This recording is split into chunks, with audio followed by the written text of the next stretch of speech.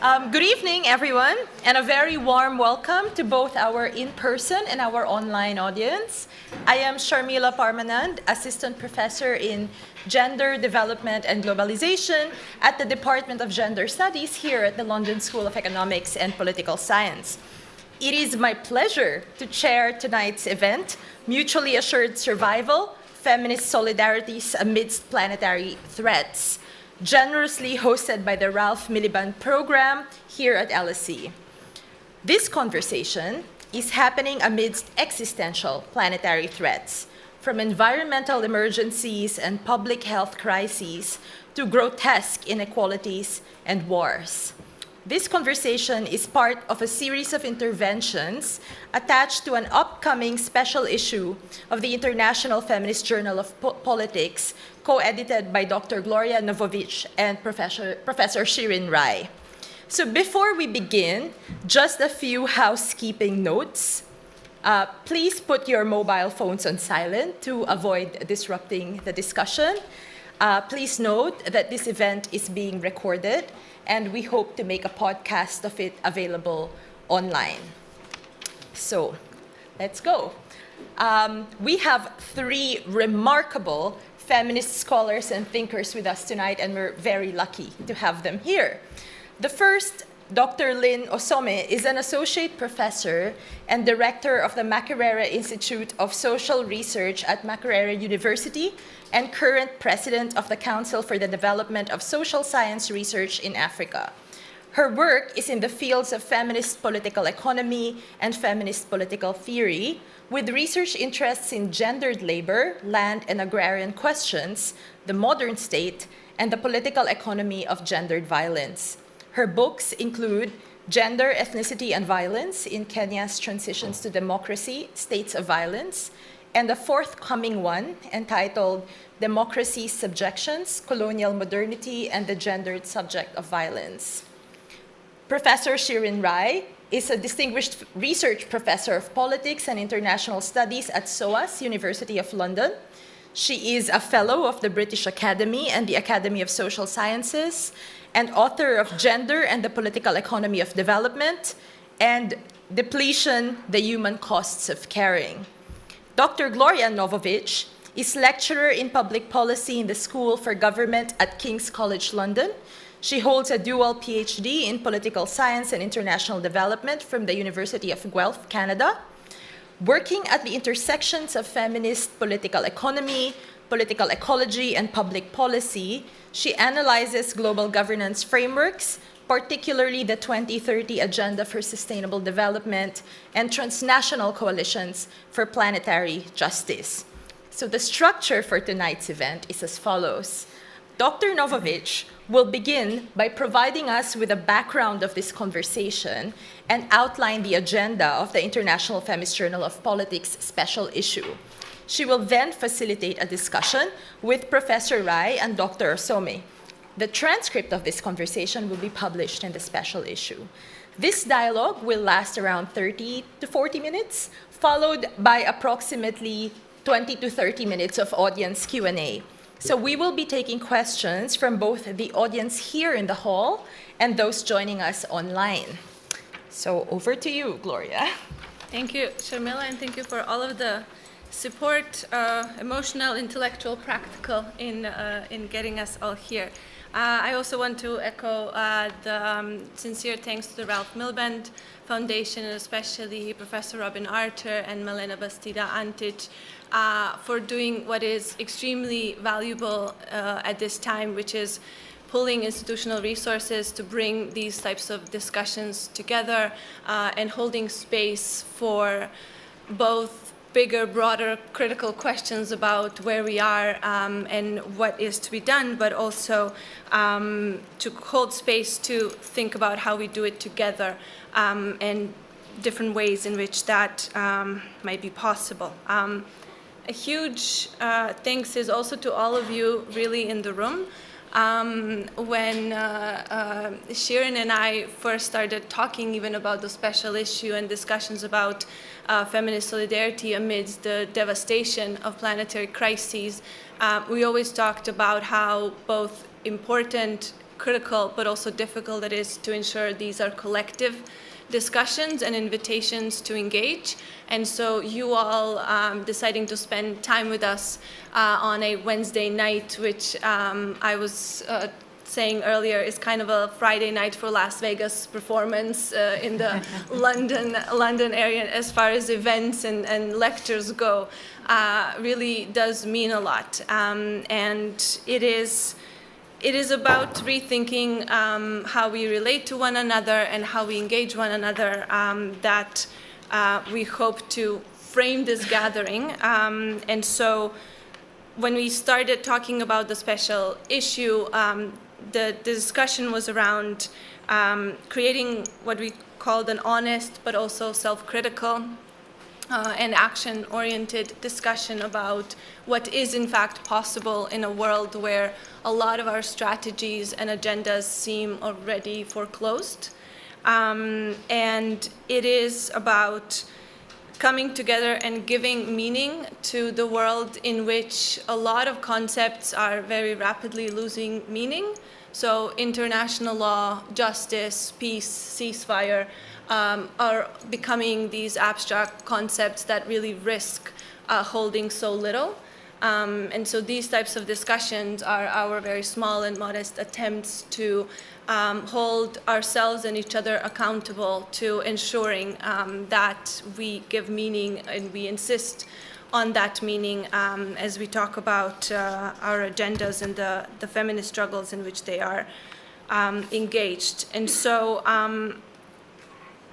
ours is an invitation to defy devastation, to talk about world-making feminist agendas while avoiding the past traps of identitarian exclusions, of liberal cooptations, of fear-based betrayal, and as we are watching a live stream genocide in Palestine, the abuse of human rights on virtually every continent on the planet, as we think about how hollow the pillars of our societal foundations really are, then the questions of coming together and thinking about solidarity and what that really means become ever more important and ever more daunting, which is why I kind of reiterate thanks for all of you for joining us here. In an attempt to make sure this discussion is as inclusive as possible, you all have received, I think, small pieces of paper so that even if you don't think of questions to throw away or interventions, you can leave a thought, a quote, albeit short given how much space you have, rant, anything that kind of comes to mind. And then as we're pulling together our thoughts from this discussion into a conversation piece that will be a part of the special issue, we will do our best to include those thoughts. So you'll have a chance to kind of leave those in the room tonight, and I would very warmly invite you to do so, whether anonymously or if you want to leave your name or any other information that we could work from. I'm infinitely grateful to two feminist scholars that I'm continuously inspired by and that really shape the way in which we think in the more radical, critical ways that allow us to ask the questions that we're often too afraid to ask. So I prepared what I thought was a set of those questions and expected pushback. To my great shock, received none. And Shirin yesterday said, these are big questions and it's about time we start answering them. So I don't think anyone in this room is arrogant to claim that we will fully answer them. But we thought it would be wise, urgent, and important to invite ourselves and yourselves to start answering them. And so with that in mind, I might start with our first question and then see where we end up from there. So both of you have really indebted feminist scholarship with your work and critical engagement around what is social reproduction, so the retrieving of conditions for creating, maintaining life. in the case of Shirin Rai, by inviting us to think about depletion under capitalism, and in the case of Lyn Ossome, the foreclosures of the modern state and the post-colonial order. How do you conceptualize, for those of you who are still somewhere in the middle of reading your books and articles, how do you conceptualize social reproduction and its crises?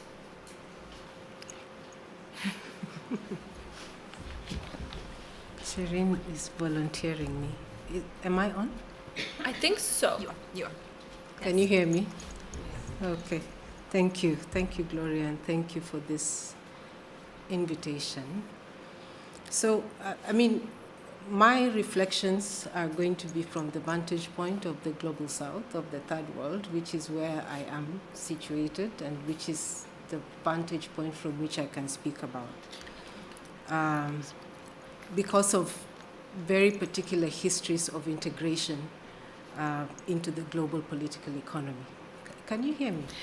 Can you move closer to the mic, Lyn? Thank you. Or mic to you. Yes. Yeah, or mic to you. Yes.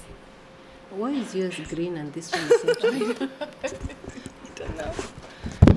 Okay. But it works. Okay. So, I think of, I'd like to use the term social reproduction, the idea of social reproduction, which is usually used interchangeably with care work.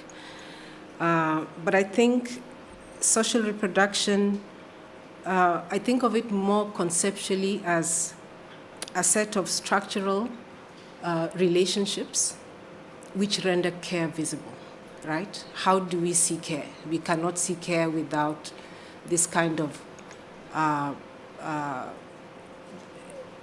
structural relationships, right? And it renders care visible in social, political, and economic institutions as labor, right? So care itself is, is very historical. It's always been with us. But how then are we at the point where we are thinking of it as labor? And I don't think you can think of care as labor without thinking of it structurally through social reproduction conceptually. That's one. In terms of the crisis, which we've been talking about, thankfully for COVID, it became something that is kind of accepted now in policy, in the debates, although it is a much, much older debate.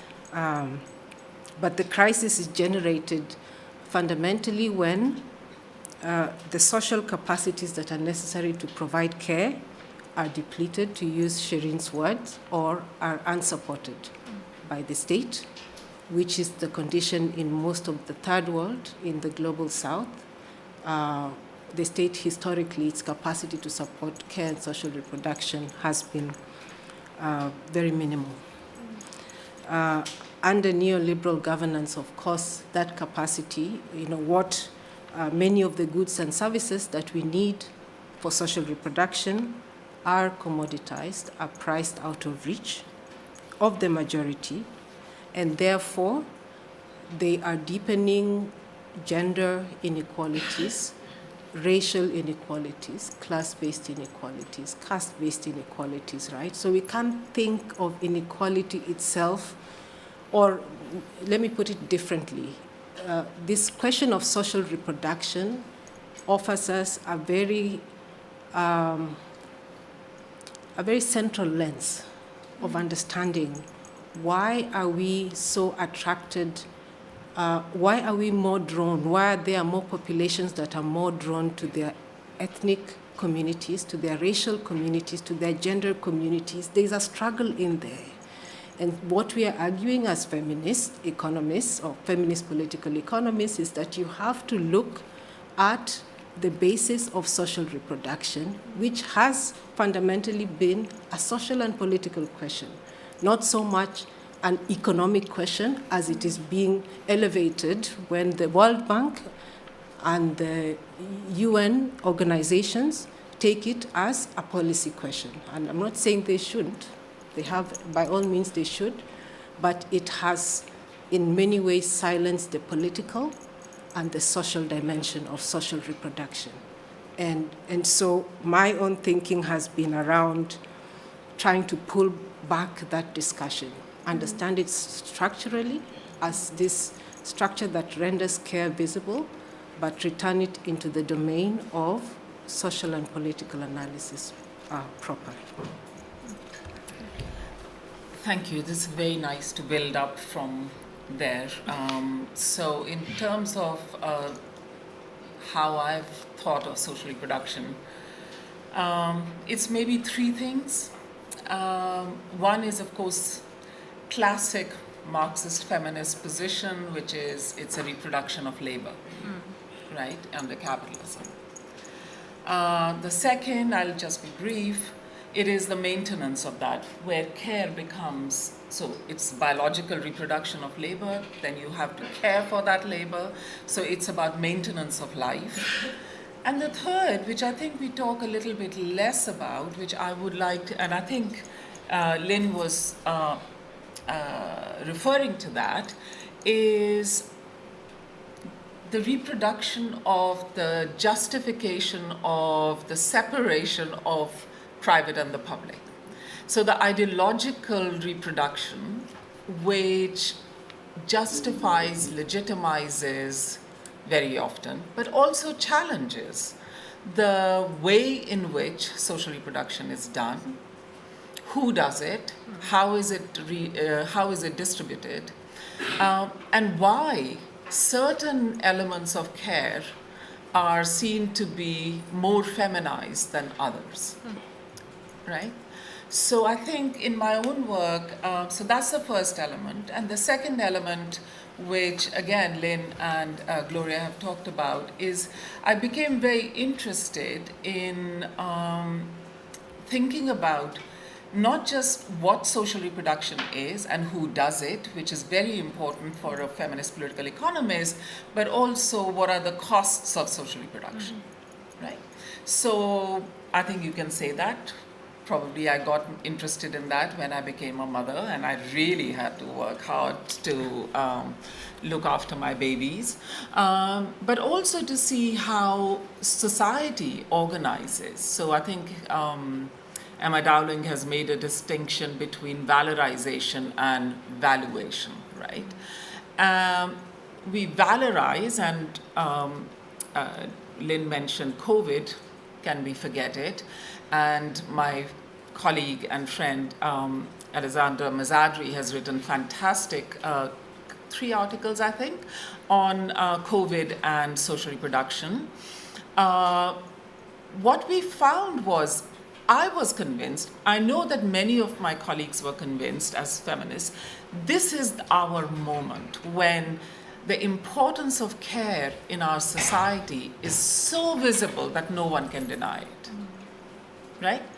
Do you remember standing outside clapping for carers, right? Now that is valorization, right? Just as motherhood is valorization. We get told that, you know, as a mother, you are reproducing the nation very often. You know, the work of Neera Yuval Davis, for example. But also, we are not producing anything, really.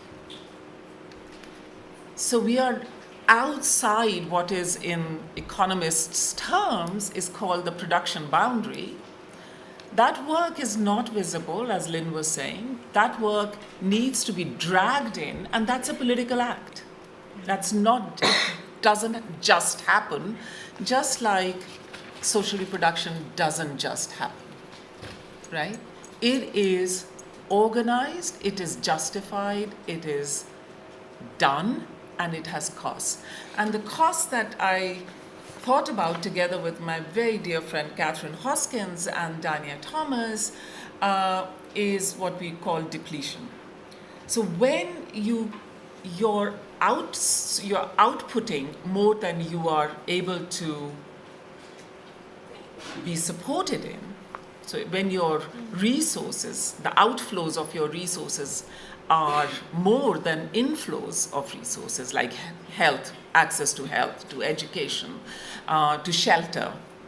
Obviously, this is class sensitive, right? But it's also, and again, I think Lyn, myself, Alexandra, who's here, somewhere in I can't see her, there you are. We are all part of now a collective trying to open up this debate to say social reproduction is done differently in different parts of the world. Yeah. And therefore, we need to understand that theorizing social reproduction also needs to be done differently. As Sue Ferguson has said, it's not just what you do, but where you do it. That is important. And so as we will see, there are issues of care, there are issues of land, there are issues of labor, which we will talk about, but they are done differently, and that has consequences for us. Thank you. And talking about social reproduction and the idea of defying devastation, I'll take us sort of further into the examination of what it is exactly that we're defying, just given how often we seem to go around the elephant that is global colonial capitalism. And so if we understand the crisis of social reproduction as systemic and the system as that of global capitalism, then the feminist agenda that seems to be emerging from that critique is fundamentally anti-capitalist. And so then hearing from both of you as feminist political economists, how do you situate your own work on one side in this feminist discussion that isn't always necessarily or clearly anti-capitalist on one side, and then on the other, the discussions around surviving capitalism on a burning planet that aren't necessarily feminist? This is an important question, because I think it's a question that a lot of mainstream thinking around care and around social reproduction have conveniently evaded, right? And what is being evaded is the historical conditions that set the parameters for how social reproduction proceeds in different parts of the world, right? In the third world, it's a different, where the capacity of the state has been much more diminished, and that's also historical, right? It's not that capacity of the state is a historical question. So what is evaded is both the historical and the contemporary conditions under which we are articulating the feminist agenda, these feminist questions. And those conditions locate these questions fundamentally in an anti-capitalist and anti-imperialist tradition. There's no possibility to me outside of that. Why do I say this? One, you can consider the history, at least in the third world, of uneven development or unequal development, right? Where there were many structural barriers that were imposed on countries of the periphery, right? That led to their very unequal integration into the global capitalist political economy. The thing we have to consider, both historically, at least we can see it very clearly in the colonial state, but we can also see it now, is the way in which gender ideology is being deployed in response to underdevelopment. It's there everywhere in the development discourse that we know, at least in the mainstream discourse. We see it now. There's the term circulating very much around the backlash, which is very particular ways in which the state is responding to gendered groups and labor and that kind of thing. And this kind of backlash, this kind of gendered response sustains structural violence, right? what we see as violence is actually in very many layers. What erupts and what we are responding to is actually conceals the sources of that violence against gendered political minorities. I'm talking very carefully about political minorities, even though we are on the majority. This question of underdevelopment also is being spoken about in ecological terms, right? We have environmentally what some of the scholarship is thinking of as environmentally unequal exchange, which is that the environment itself is now enmeshed in unequal exchange between the North and the South. So it is not just labor, it is not just goods, it is the environment itself. It's a major frontier. And a central problem here, of course, is the loss by poor people of control over their lives, over their labor, over their environment, and over land. And in fact, in the earlier question, and I think it might come up later, my own thinking around thinking social reproduction and care in the global South has been to really try to reassert the centrality of land and the peasantry. The link between land and the survival of the majority of people for whom the state, especially what we are thinking of now as these surplus populations. There's a massive amount of people in the global South that are simply no longer relevant to capital, but still remain politically important to the state. And this is a good thing. And I'll talk a bit about it later. So these arguments, all of these arguments, whether you're thinking of unequal exchange, the environment, and what, they are necessarily framed around an anti-imperialist politics. Partly because these ecological crises are deepening capitalism's reproductive crisis. When we think about the reproductive crisis or the ecological crisis, we have to think about them together. And there are accompanying demands then on agrarian reforms. We see it's not just jobs people are asking for. I once spoke in South Africa around land, and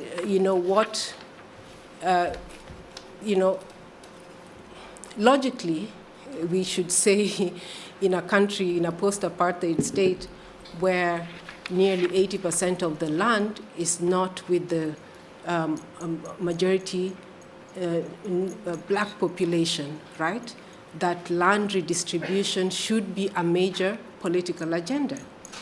And somebody in the audience said to me that, yes, of course, the government put this out, and only 1% of the black population have said that they would, basically want land, according to these surveys, right? But I say to them that you cannot think of land in a context where people do not have jobs, where the health care system is completely gutted, where the opportunities for education through to university are very, very minimal. Land has to be accompanied by something else. The demand for land is always a demand for something much more. It's not just land, because we are also in a place where we can't think of land only in this productivist sense as the basis of industrialization when our economies are actively deindustrializing, right? So it becomes the last bastion of our struggle. It becomes something that we can say we still have that. So all of these arguments, when we are thinking about this, we are thinking in an anti-imperialist frame, and very importantly also is the political question that all of these pose to the state, right? Which is the fulcrum around which the reorganization of of the peripheries has proceeded historically. We cannot put the state aside. I don't wish it away. We have to face it, right? Because I think all of these assaults on the ecology, on land, on labor, they do not diminish the role of the state. They actually reassert it in these present times. And we have to deal fairly with the state, even as we think of a different form of the state. And this is, I think, primarily because the national question regains relevance, right? Again, on land. And I'm using this as an example, but even ecology, this ecological question. The question of sovereignty is fundamental to how we are fighting. It is sovereignty over our economies, over our currencies, over resources and this kind of thing. So we have to think about this national question. In short, this unequal integration of countries of the global South and the reproductive crisis it generates is fundamentally a problem of empire. When we take history seriously and the structures and what we are seeing, and we have to see those links. We don't have, and that's the question of solidarity. There is no way that we can evade these questions, and I don't think feminist critique and analysis can evade these questions. As always, you're giving me so many different ideas to bounce off, Lyn. I wanted to start by, you mentioned backlash, and that's where I will start. The fragility of our quote-unquote progress has been very evident in these last few years.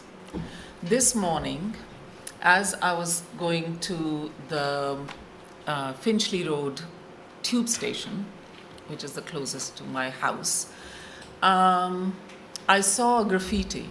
And it was quite small, so I couldn't read it first. I just saw the word socialism. And I thought, oh, that's nice. And it was in pink. So I thought, even nicer. And I looked closely, and I was appalled. What the graffiti said was, true evil always self-identifies as socialism. Now, it's a long graffiti, so hopefully nobody will read it. But the point was, this is the first time I have seen an explicitly anti-socialist graffiti in this way in London, right? I mean, I wasn't here. I've just arrived in London, actually, so you might say, well, we have seen it. If you have, please raise your hand. But I think it's part of that, what we saw about the flags, what we know about the rise of racism, what we know about attacking all the gender progress that we have made. It's a real thing. And it really materialized for me that actually we are living it. And I think that does relate to Lyn's point about it's not just anti-capitalist, but it is anti-colonial. Mm-hmm. It has to be. And let's try and connect that back with not land in this case, but with migration. So let me give you two instances of migration and how it connects with social reproduction and how then it connects with Gloria's question. The first is when COVID hit and you all saw those images of, I don't know, it was all over BBC, Indian workers in Delhi being thrown out of their jobs and being told, go home. No state provision, so back to the state, no support for their transportation, lot of aggression against them. But where were they going? They were going back to their villages. They walked hundreds of miles in some cases. They were going back to their villages, to their home. And who keeps the home fires burning? It is the woman and the kids and the grandparents who this man is supposed to be supporting, sending money back. But actually, in this context of crisis, it was both a crisis, a pandemic, a health crisis. Therefore, it was a huge economic crisis. And thirdly, it was a crisis of social reproduction, because when they get there, what happens? Right? So that's one. The second, I think, is we are quite familiar with, which is the long care chain. Countries in the global north are getting old. Countries in the global south are young. And what we are generating now are not only old histories of nannies from the natives, but long histories of migration to look after those people who have, for different familial reasons, not the labor to do so. Now, those two, for me, are connected because the global north, global south, we keep talking about, but there are many global souths in the global north and global norths in the global south because of wealth. And so we definitely need the anti-capitalist, as even though we try and understand the long histories of colonialism as present in our everyday. And that brings me to, I think, what I'll say is my final point on how do we understand the situation, which is another sort of, I'm just writing something with my wonderful colleague Juanita Elias on crisis. And the point for me is that crisis is not an event. Crisis is part of our everyday. You know, when we cannot make ends meet, when economic pressures intensify depletion, when people are migrating under conditions of violence, those are everyday experiences. So you cannot disassociate crises of the everyday from crises of capitalism. And unless, and again, going back to politicizing this issue, unless we want to treat it as an event, look at 2008.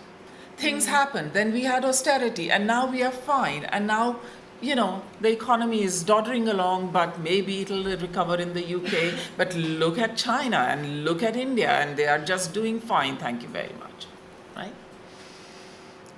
Crisis politically in Gaza.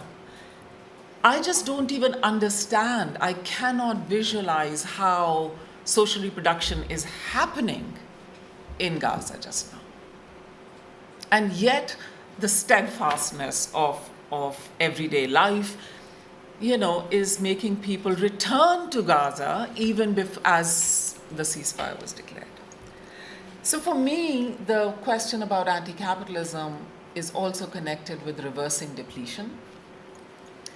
Reversing depletion not individually by buying in labor of others and creating care gaps for them, but collectively, and holding the state to account, as you were saying, to provide that social infrastructure for care. So anti-capitalism in whatever form, it's not going to be overturned, is, I think, that's my focus. Because if we don't, then we have authoritarianism. Then we have racism, right? What we are experiencing now is a failure of globalization of a particular kind. Is state sovereignty the answer to that? I'm not sure, right?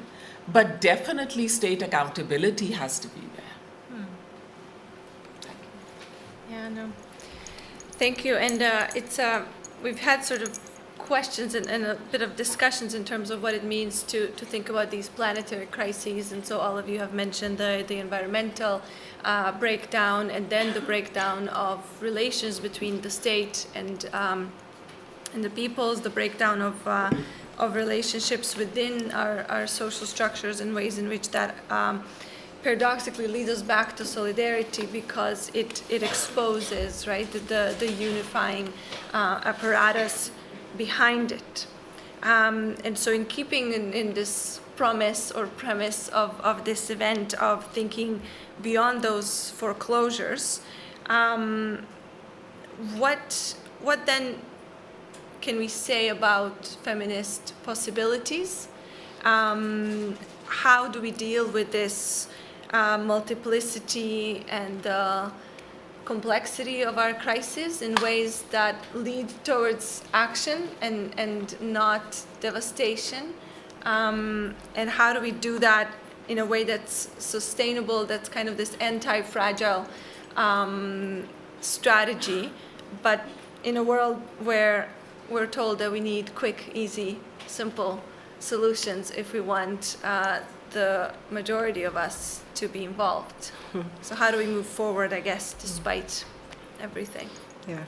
I mean, there is no, it's not an easy question. I don't think there's a direct way of, I also don't like talking about alternatives because I think we are all feeling our way through.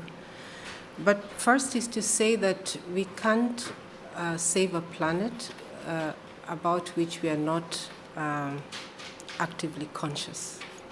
We have to be very intensely conscious of the planet. I was saying to Gloria that I raised a dog who was very dear to me, who I lost last year. But I think animals in general, caring for someone else, care, makes us intensely aware of something other than ourselves. Animals, being with this little guy, gave me an intense awareness of a non-human world, right? Of care that extends beyond us as human beings. So if we can, at least at a very basic level, accept the idea that we can't save a planet of which we are not actively conscious, the next question becomes, what is the source of that consciousness, right? Where does it come from? Or what are the sources of that consciousness? And this is a historical question. This is not a question that can be answered generally. There is no consciousness that will unite us all as a single consciousness. So if it is historical, we understand that there will be multiple elements of it.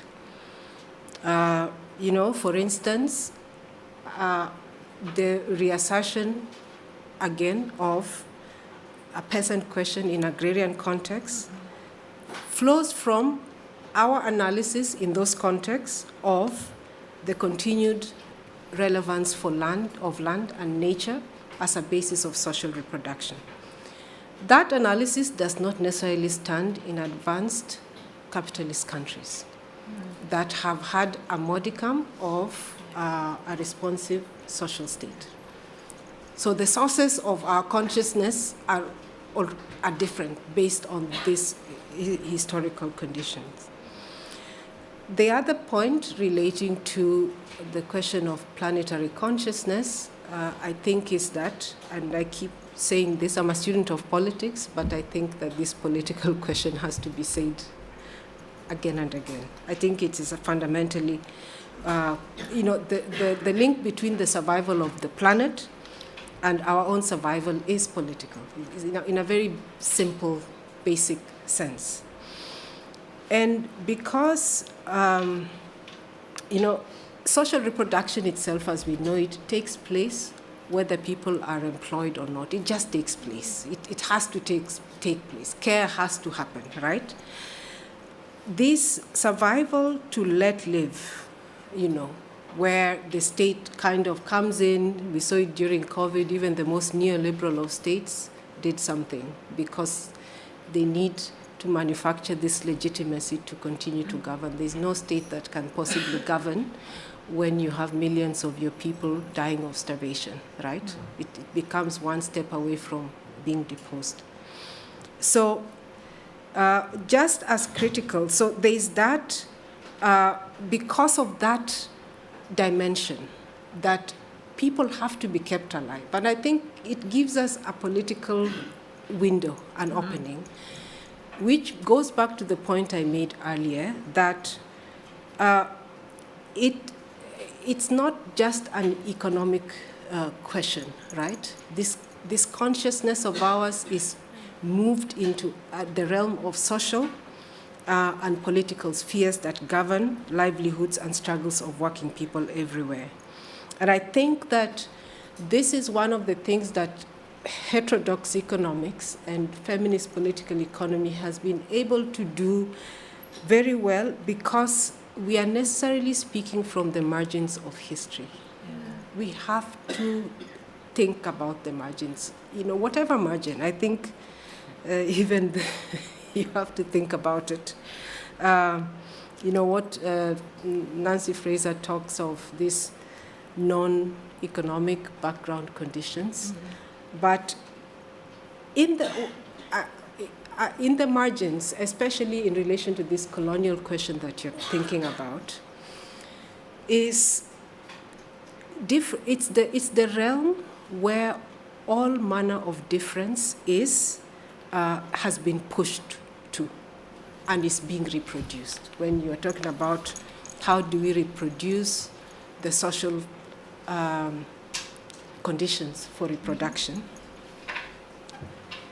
difference has been pushed to those realms and is being actively reproduced in those realms. It is from the margins where we foremost go to identify with our race, with our ethnic community, with our gendered communities, with our class. It is at those margins. And it is not irrational. It is not irrational. The kind of right-wing rhetoric that we are seeing now has something very rational to it when you think about what is happening with the state. And part of it, I think, is a manifestation of the abandonment of the state, right? So to identify with my ethnic community is to identify with, to say, at least I'm guaranteed some kind of safety. In a state like mine, where where your person enters the government and you're assured of some jobs, to identify with your ethnic community is very rationally the possibility of mobility in some kind of way. So this is happening. It is a recognition, a profound recognition of not just the failure, but of the abandonment of the state. And so to access the group is to access some kind of recognition and some kind of access to resources. But this is also the domain of decolonization, where in that period where we are all talking about decolonization, none of us is sure what exactly it is. But we have a sense that we have to deal with these questions of difference. If we are to think about solidarity, I don't think we can wish difference away. And I think that difference on its own is very benign. But if you put it firmly in the structural relations of the kind of economic abandonment and the abandonment of the state, then it becomes something that we have to deal with concretely. We have to overcome ourselves in a certain way.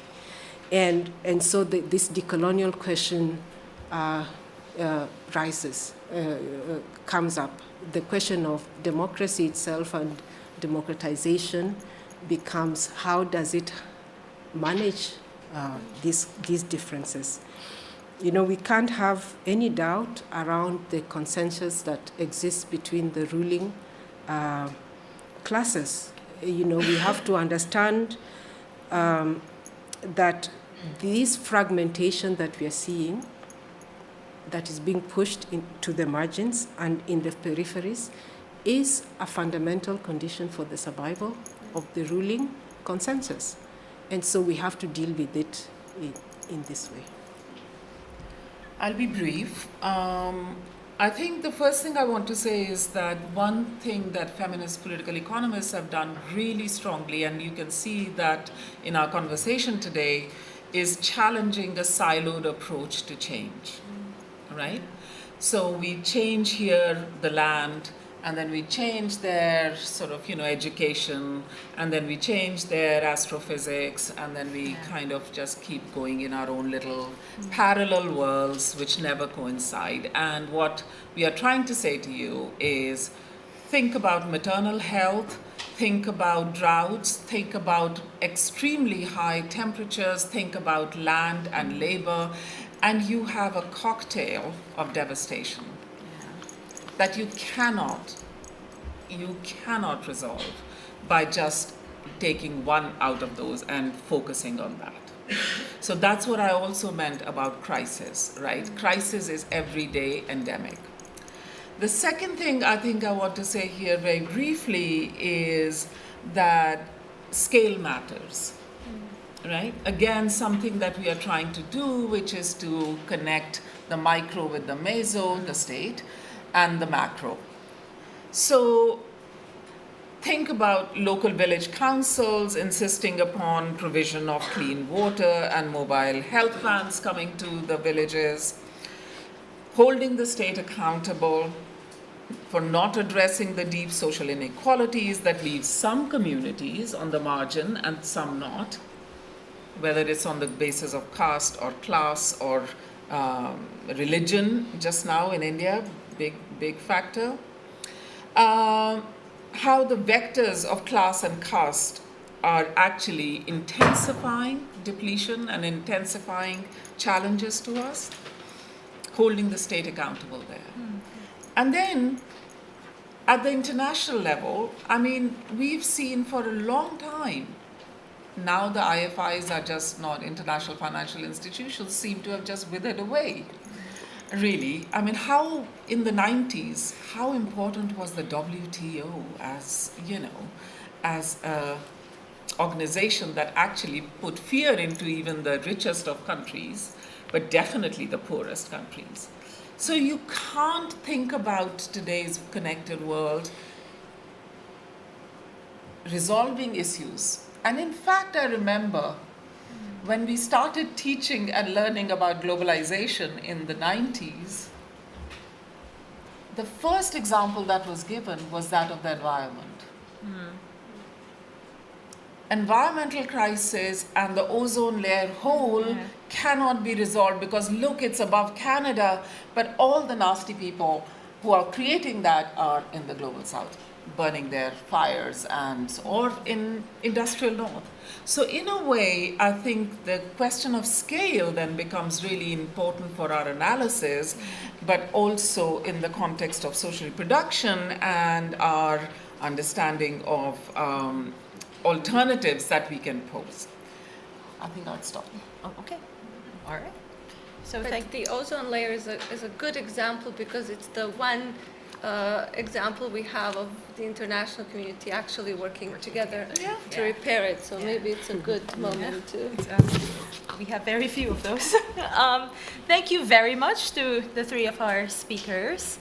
And now we open the floor for questions from our audience. We are taking questions, so please remember we are taking questions from people in the hall and also online. Maybe we can take 2 questions at a time. Are you okay with that? All right. And then when you ask a question, we need to make sure you have access to the mic so everyone can hear it. And we are also asking you to please introduce yourself very briefly and also try to keep the question as brief as possible so we can get as many questions from the crowd. All right. Can we please, from the back, yes, thank you. Hi, I'm Lydia. I'm a master's student in sociology. I wondered if you could say something about the role of digital technologies in the commodification of care work, particularly with the gig economy and digital platforms, particularly given how the gendered and racialized dimension to the labour involved in the production of technology often goes overlooked and neglected. And also, if we're talking about planetary threats, the environmental impacts of the development of technology, particularly AI, I think is crucial to consider. Thank you. Thank you. We had a question here in front, actually.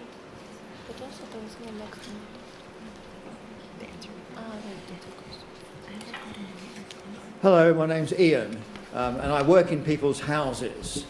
Lately I've been working for some remarkable, very elderly French nuns. So, question is, would it be useful to ask the communities of particularly nuns throughout the world what they think about some of these questions? And also, I'm sorry about this, but would it be possible to develop some sort of hypothecated economic system so that we can, for instance, provide for care workers? So hypothecated housing for care workers. Okay. Would you like to answer this? Or should we take another? Or should we take another one? I think we might have space for one more question, actually. So we have a hand up over there as well. Hi, my name's Emma. I'm an undergrad in politics and philosophy. I had a question kind of regarding the Gen Z divide, because obviously the Gen Z gender divide, kind of seeing it's our generation, and we're also going to be the ones probably dealing the most with many of the planetary threats we've discussed today. I was just kind of wondering what your insights are in terms of like how we could overbridge this divide that's creating now between young men and women to deal with these planetary threats together and overbridge them together. Okay.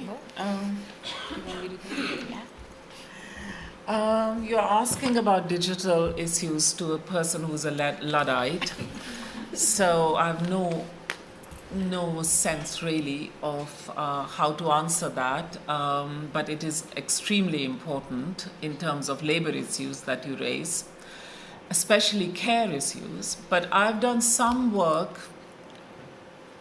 where we talked about, well, we first mapped the investment in AI and in digital care mechanisms as part of trying to understand how social reproduction is being done in the UK.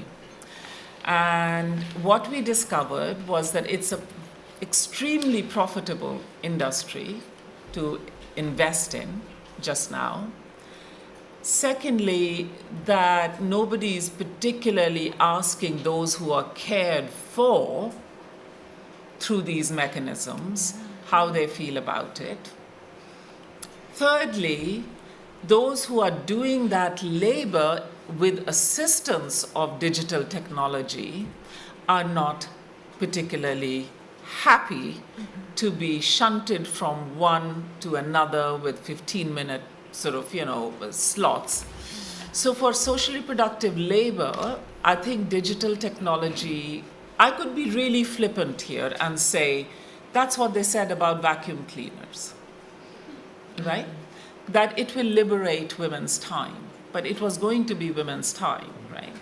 Now, if it is feminized labor that we are talking about, digital technology can help make it less or more intensive, but I'm not so sure about the redistributive aspect of digital technology in terms of care work.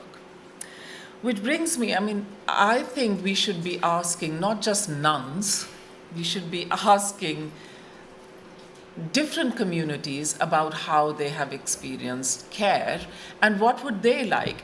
My understanding is, that's why I said that individual strategies for filling up care gaps, which is to pay for somebody to come and clean your house, pay for somebody to come and look after your parents, it works for some, it will definitely not work for others. What alternatives might there be? There could be a collective approach to this. I believe there are sort of housing arrangements where people live by themselves till they can, with support from others. That could be one. But where I feel your major point is, which I thought is fantastic is nobody talks to people about how they feel about the care they are getting. So, are you getting care? Fine, let's get on to the next job. So, I think that's really, really important. The Gen Z hypothecated, I wish I could just say yes. I mean, but where we are right now is that the history of austerity, at least in this country, has just left that whole sector reeling, I think, after COVID in particular, but just generally, since 2008, it's just been downward. So I think you're absolutely right. We need that.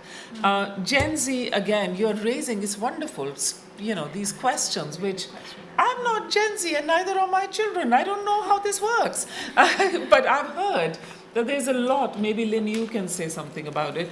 I don't know whether you can or not, because I've heard that there's a huge amount of debate going on in South Africa on Gen Z issues, that people think that young people think that they are being made responsible for development of South Africa because they are young and, they are no longer tainted by the apartheid experience. I have no idea.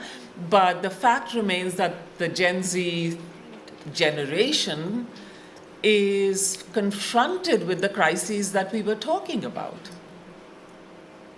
Environmental crisis, crises of social reproduction, the economic crisis, and no collective strategy.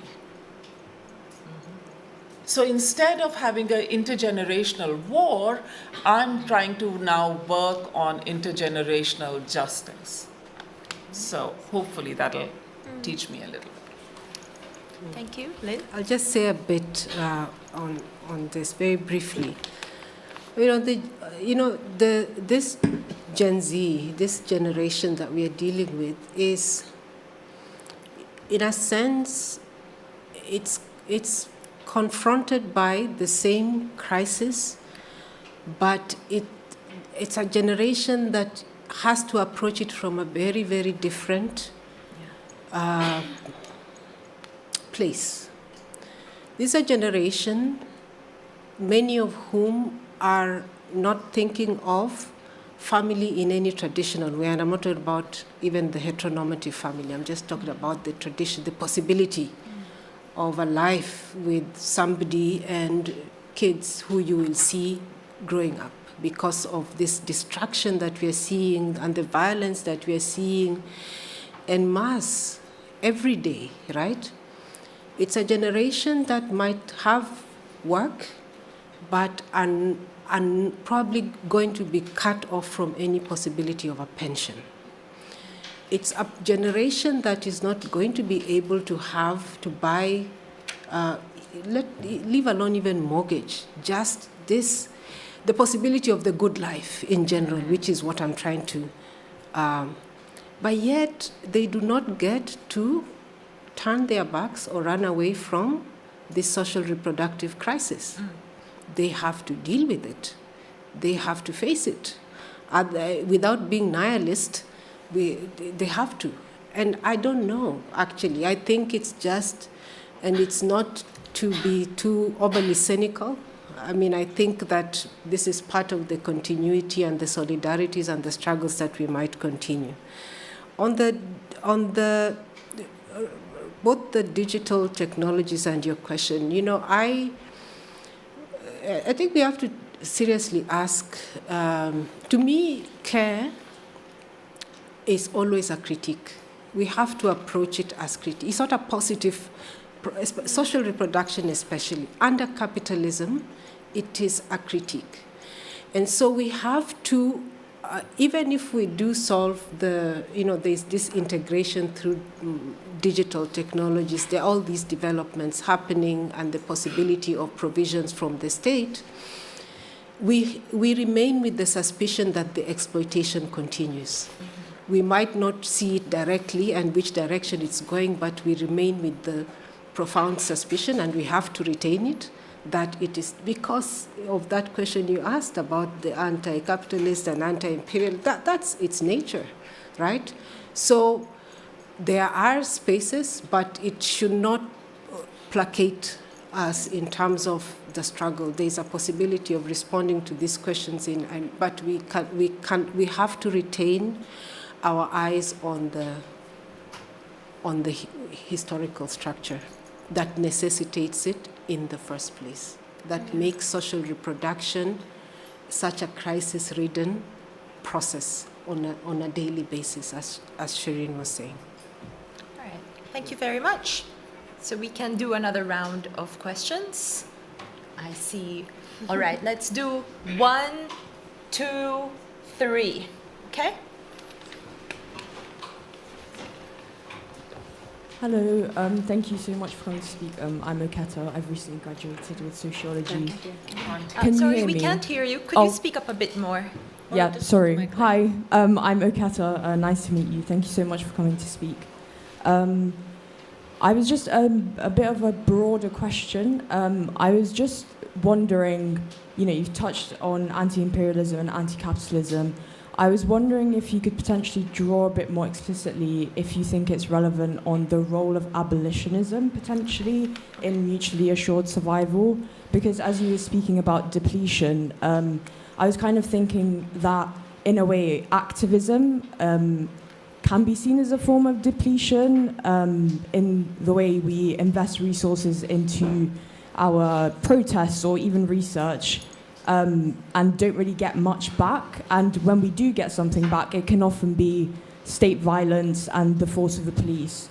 And so that was just an interesting point that came up when you were talking about that. And so I was wondering whether you have anything to say about abolitionism and how we can kind of remain resilient in the face of state power as we try to move forward with our feminism.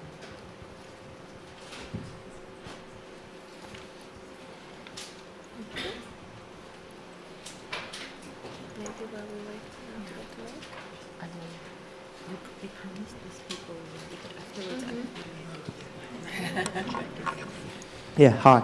My name is Yuan. I'm from SOAS University Department of Development Studies. My question is, once you mentioned about this kind of survival threatens is mutual, so I want to ask, can feminist ethics of care and vulnerability and this humanitarian empathy offers an alternative politics for our planetary survival? And if it can, so in the policy application, can feminist ethics of care ethics of care resist the masculinized logics of control and extraction that dominate the climate and security policy, which is also the dominant forces in the modern global capitalism. And if it is possible, so if ecological feminism can offer us a solution, is planetary feminism possible without reproducing global hierarchies of race, class, and colonial history?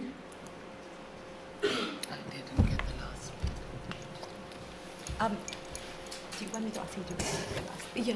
Are you able to just repeat the last part of your question for us? Thank you very much.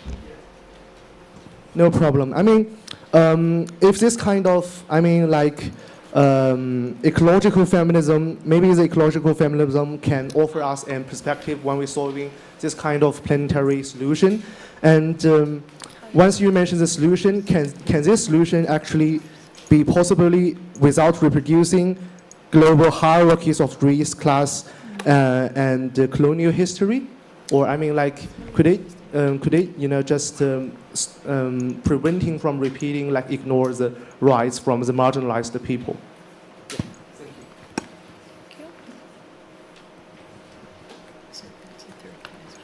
Hi, thank you so much for your time. I'm Daniela. I'm a student of development studies here at LSE. And I was thinking that sometimes care policies can advance in a way that seems contrasting with societies. Specifically referring to, for example, when parental leave is advancing, but men don't use it. And specifically there, a lot of feminist organizations, for example, in my country, in Costa Rica, have been focusing on using data, evidence-based approaches, but they don't seem to be working. Newer generations seem to be actually going back to more conservative approaches Like, for example, I know there's a paper of the trad wife trend right now at King's. What to do? What to do if not evidence and data-driven approaches, sort of like an existential question. And just before we move on, we should highlight if anybody has online questions. We're not currently able to see them, but we are working on that. Yeah. Okay, I think they were really excellent questions, all the three questions. Abolitionism, I'm so glad you raised that, because if we are thinking about solidarity, we need to think about sustainable solidarities, right? Otherwise, burnout is the inevitable, depletion, burnout, whatever you want to call it. How do you do that? So one element, and I think my colleague Sumi Madhok and I wrote a paper ages ago when we said that actually we never think about risk to activism. And we should. As feminists, we should, because that's also a form of building a scaffolding around solidarity that is as equitable as we can, as supportive as we can, but which also allows us to carry on working. Bernice Reagan, for example, said once, like, you know, making change happen is darn hard. And you have to do it every day, like sort of I was saying with social reproduction. It never stops. So if you stop, then you have these backslidings very quickly, which does connect with your point that evidence is not always persuasive. Of course it is at times. And that is my current thinking, which is in terms of not so much ethics of care, but just research ethics that I employ as a researcher. And we are all complicit in this university, in all universities, in that regard, that we want grants, we want to build our evidence base, we want to persuade policymakers. We do research. We like doing it. And yet, who is looking at that research? Where is that making a difference? Both at the individual level that you talk about, parental leave, absolutely, but also at the policy level. If we think about feminist economics, Marilyn Waring's book, If Women Counted, came out in 1988. Since then, feminist economists have had huge research agenda, have developed hugely complex methodologies for doing that work, and yet here we are, right? And in terms of what Uda and you said about, we do need to avoid liberal traps. But I think in a way I don't want to call it simply liberal traps. I feel very much that we need to think about the way in which feminist struggles are about a bundle of things. And today I cannot, even as a good socialist, despite what that graffiti artist said today to me, I cannot say that tomorrow capitalism will go. So what do I do instead? So you have to think about policy. You have to think about, as Lyn has been saying over and over again, the state. We have to engage with it and we have to fight against it, right? So I think we need to have a more complex, for which then sustainable solidarities, what I've tried to call in my own work is reflexive solidarity, which is self-critical, which is pluralistic, not pluralizing, or not pluralism, but pluralistic, which takes seriously our histories as well as our locations. Without that, I think change is more difficult.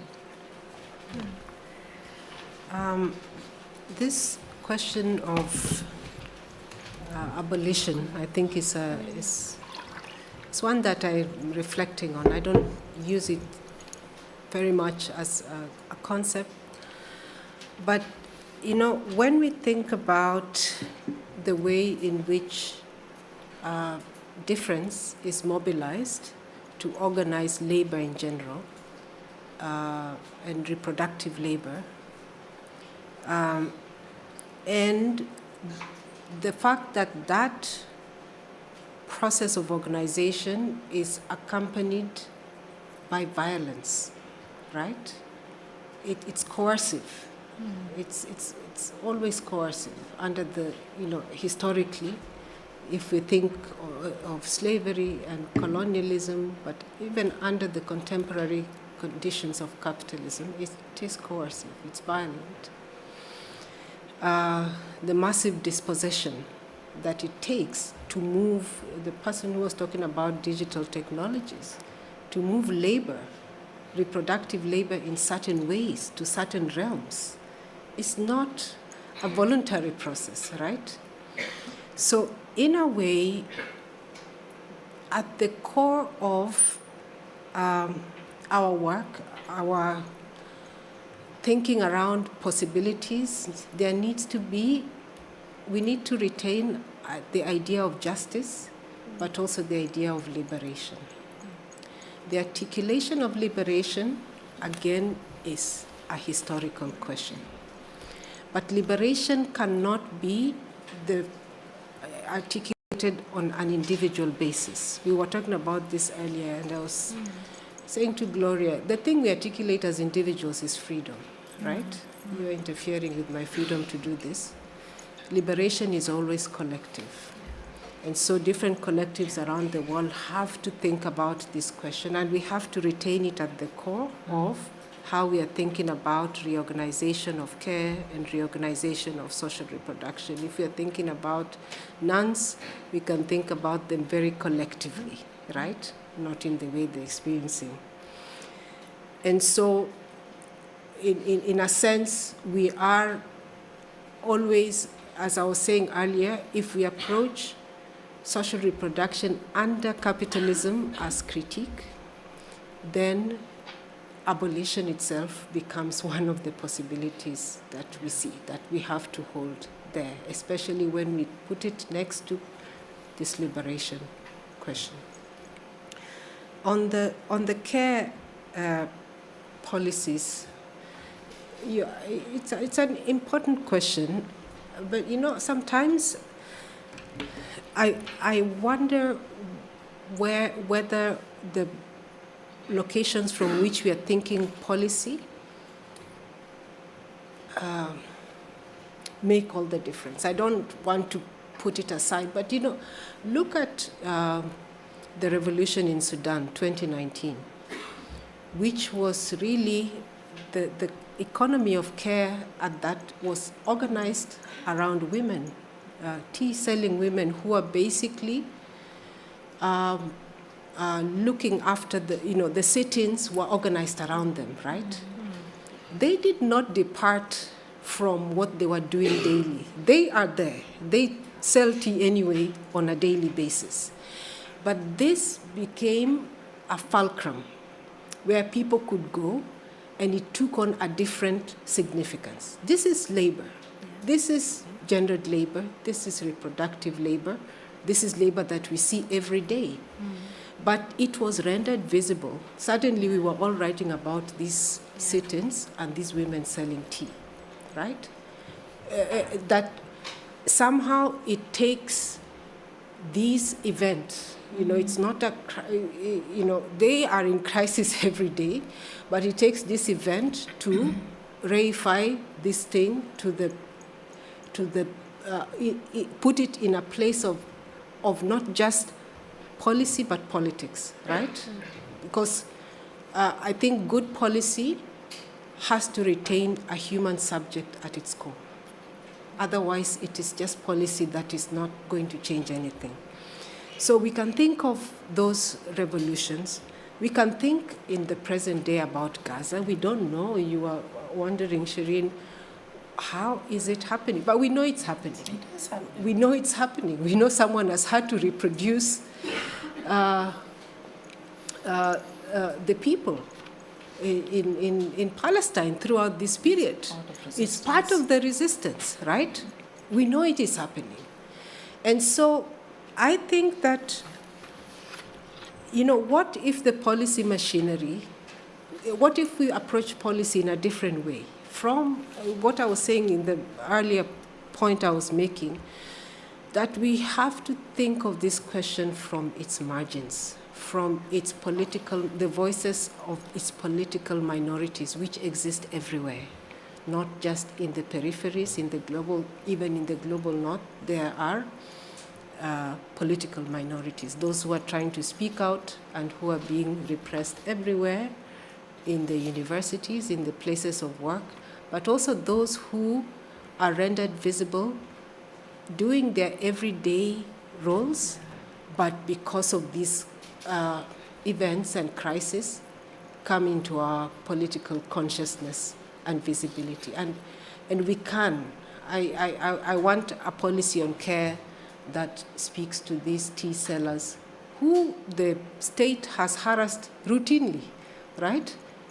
Through these public order laws. They've always been harassed in Sudan, but they were the fulcrum of the revolution. I want someone to give me policy from them and think of that.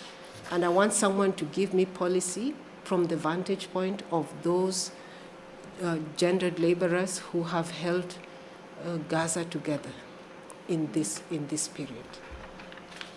So thank you very much. We have a minute left. So I'm going to have to institute some discipline here, unfortunately. I do want to acknowledge that we got some questions online, but we are out of time. I'm really sorry, but maybe this is why we should have more events like this, right? So we are at the end of this particular event, and I'd really like to thank our wonderful speakers for such a rich and thought-provoking discussion. Thank you to everyone in person and online for being a part of this conversation. This event is the first in the autumn series of the Ralph Miliband program. So we hope you'll join us again for upcoming events. So the next two are, the first one, is the US still a democracy? Authoritarian populism in the Trump era, on Monday, November 17th, with Professor Brian Klaas. And the second one, Why I Am an Anarchist, Insights into British Anarchist Thought and Politics, on Tuesday, December 2nd, with Dr. Sophie Scott Brown. So thank you once again, and I wish you all a good evening.